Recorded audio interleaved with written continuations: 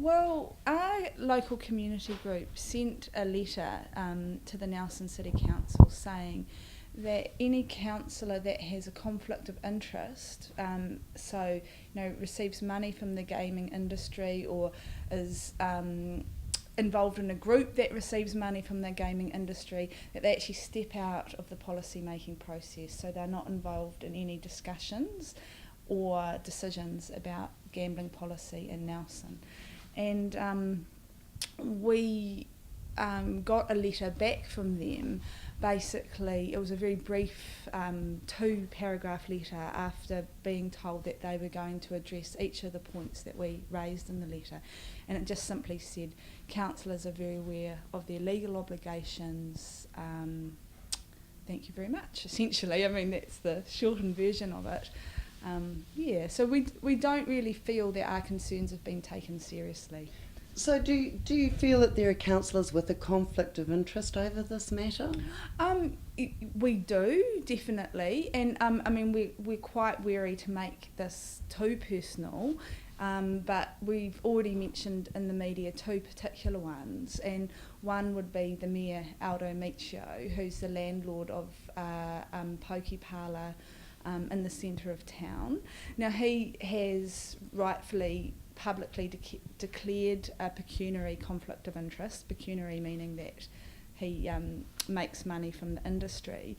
However, and so he said that he will stand back from the process. However, I was present at a meeting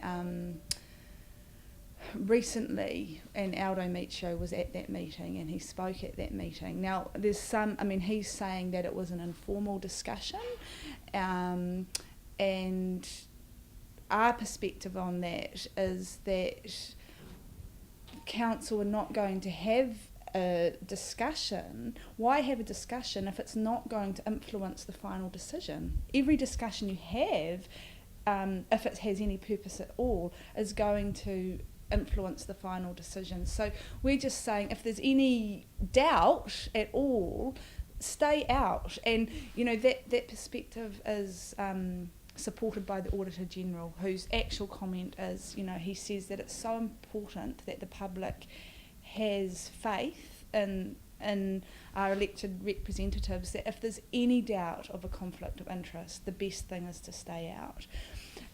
The other councillor who we've mentioned in the media is Councillor Pete Rainey. Now, he's done fantastic things with the Rockwest, and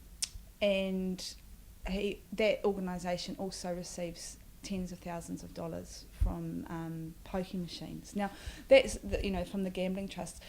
We're not saying that's wrong. There's lots of people who sit on, councillors who sit on,